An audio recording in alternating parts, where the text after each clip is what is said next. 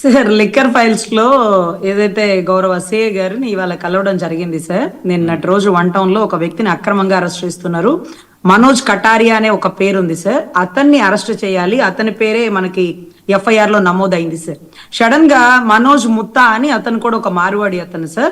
అతన్ని కేసులో రాసి అతని ఇంట్రాగేషన్ అని 2-3 సార్లు తీసుకెళ్లి బాగా కొట్టి తీసుకొని వచ్చినారు సార్. అప్పుడు చెప్పినాను సార్, పొరపాటున తప్పుపడిందేమో చూసుకోండి సార్, అతని పేరు ఇది కాదు కదా, మీరు టీవీలో ఛానల్లో ప్రెస్ మీట్ లో ఎఫ్ఐఆర్ లో అన్ని చోట్ల మనోజ్ కటారియా కాంప్లెక్స్ అని కూడా పెట్టారు కదా సార్, అడ్రస్ ఎలా మారిపోతుంది సార్ అంటే, తప్పుపడింది పొరపాటున, ఇప్పుడు అల్టరేషన్ చేసినాం మార్చేసినాం అన్నారు సార్. చాలా ఆశ్చర్యం వేసింది సార్ నాకు నిజంగా. అధికారులు ఉద్యోగాలు చేస్తున్నారా, ఊడిగాలు చేస్తున్నారా, యూనిఫామ్ తీసి పక్కన పెట్టి ఇంకేదైనా చేసుకోవచ్చు కదా సార్. సార్ ఎంత దారుణంగా ఇవాళ అరెస్ట్ చేయబోతుంటే నేను వెళ్ళి అడ్డగించి అప్పటికప్పుడు వాళ్ళని వెహికల్లో ఎక్కించి, వాళ్ళకి ఇబ్బంది అయితే అంబులెన్స్ వచ్చింది వాళ్ళని తీసుకుని వెళ్ళడానికి. ఆ కుటుంబం మీద 2 సార్ వీళ్ళు చేసే వ్యాపారం ఏంటో సార్, ప్లాస్టిక్ మూతలు అమ్ముకునే వాళ్ళ మీద కేసులు నమోదు చేసినారు సార్. అందులోనూ మందు సీసాలకి అల్యూమినియం మూతలు పెడతారేమో కదా సార్, ప్లాస్టిక్ మూతలు పెట్టరు కదా. కొన్ని మూతలు అమ్మేవాడిని ఏ కేసుతో పట్టుకున్నారో తెలుసు సార్.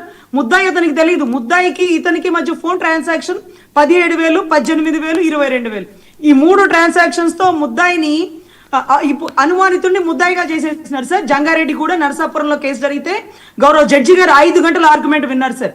విని ఆఖరికి పోలీస్ వారికి చెప్పినారు, అయ్యా ఒకడు కత్తి కొనుక్కుంటాడు, ఆ కత్తి కొని ఒకటి నరికేస్తాడు, ఆ నరికించుకున్నాడు వాళ్ళని పట్టుకోవాలి, కానీ కత్తి అమ్మినోడిని తీసుకొచ్చి అరెస్ట్ చేస్తారా? ఇదేనా మీరు చేసే ఉద్యోగం అంటూ అప్పటికప్పుడు బెయిల్ ఇచ్చినారు సార్. అదైపోయింది 2 కేసుల్లో, జంగారెడ్డి కూడా నరసాపురం. ఈ 2 కేసుల్లో పెట్టుకుని ఇతనే మళ్ళీ కేసుల్లో ముద్దాయి అంటూ మళ్ళీ తెర మీదకి తీసుకొచ్చారు సార్. స్టిల్ ఈ రోజు కూడా హైకోర్టులో అశ్విని కుమార్ గారు స్టిల్ ఇప్పటికీ బెయిల్ నడుస్తూనే ఉంది సార్. అసలు ఏంటిది, ఇలాంటి తప్పుడు కేసులు ఎందుకు వేస్తున్నారంటే పేరు తప్పు పడిపోయింది అని సిఐ అడ్మిట్ అయిపోయాడు, అది వీడియో ఎవిడెంటరీతో. అలా ఎలా తప్పు రాస్తారు సార్? వీళ్ళు అక్షరాలు దిద్దుకుంటున్నారా, వాళ్ళు రాసుకుంటున్నారా సార్? ఇక్కడ జయచంద్రారెడ్డిని అరెస్ట్ చేయలేదు అంటూ ఒక ఎలిగేషన్ అయితే, అద్దేపల్లి జనార్దన్ గారికి సంబంధించిన జోగి రమేష్ గారితో పాటు ఒక సాధారణ మూతలు అమ్ముకునే రిటైలర్, హోల్సేల్ కూడా కాదు సార్, రిటైలర్ అంటే ఆ మూతల మీద ఒక పావుల మార్జిన్ పెట్టుకుని అమ్ముకునే వాడిని ఈ కేసులో ఇరికించడం కరెక్ట్ కాదు అంటూ, దీంట్లో సీఎంది తప్ప, డిప్యూటీ సీఎం తప్ప, హోమ్ మినిస్టర్ తప్ప ఇలాంటి కేసులు రాస్తుంటే మిమ్మల్ని ఎందుకు ఉపేక్షిస్తున్నారు, అధికారులు ఎందుకు పెంచి పోషిస్తున్నారు అంటూ నేను అడగడం జరిగింది సార్. వాళ్ళని అరెస్ట్ చేయకుండా నేను కష్టపడి ఎట్నో ఆపినాను సార్. సార్ ఇలాంటి పరిస్థితుల్లో ఏదో ఇప్పుడు మేము ప్రభుత్వంలో ఉన్నాం, ఈవెందో ప్రభుత్వంలో అధికారులు తప్పు చేసినా మేము నిలదీస్తాం. విజయ్ గారు కూడా మమ్మల్ని ఏం ప్రశ్నించరు. సో ఇది ఉంటే పెట్టండి రజనీ గారు, అమాయకులు ఎందుకు బలవ్వాలి, దాంట్లో కూడా ఇన్వెస్టిగేషన్ చేపిద్దాం, కాకపోతే అతని పేరు తప్పు పడిందా, ఇతని పేరు ఎలా రాశారు, ఆ అధికారుల మీద కూడా చర్య తీసుకుందాం అని మాట్లాడుకోవచ్చు. అంతేకాని సార్ ఇంత నిర్దాక్షిణ్యంగా కాదండి. రజనీ గారు ఇప్పుడు ఎవరు అధికారులు ఎవరు ఉన్నారో, కేసులు ఎవరు పెట్టారో వాళ్ళు చేయాలి, కానీ దానికి సీఎంలు, డిప్యూటీ సీఎంలు, హోమ్ మినిస్టర్లు ఇవి చూస్తారండి సార్. ఏది సార్ మీకు ఒక విషయం తెలుసా, వంగవీటి రంగా గారు చనిపోయినప్పుడు కోడాలి శివప్రసాద్ గారిని ఎందుకు సస్పెండ్ చేసినారు?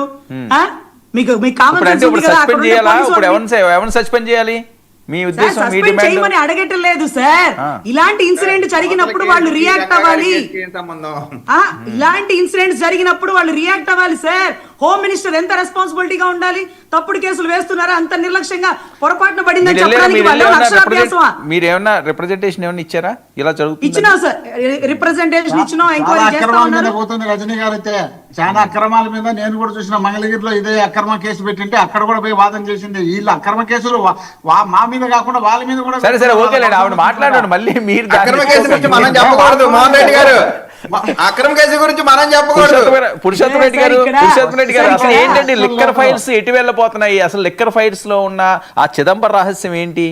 ఆ ఆస్తులు అటాచ్ కూడా వెళ్తున్నాయి. వర్మ గారు, బేసిక్ గా ఫైనల్ ఛార్జ్ షీట్ వచ్చిన తర్వాత మన అంచనాలు చెప్పగలం, కానీ రాజకీయ పార్టీలాగా ఇప్పుడు అది అవుతుందా కాదా, జగన్మోహన్ రెడ్డి గారి కేసు నేను ఎందుకు చెప్పానంటే విజయ్ గారు చెప్పినట్టు కాదు, ప్రభుత్వమే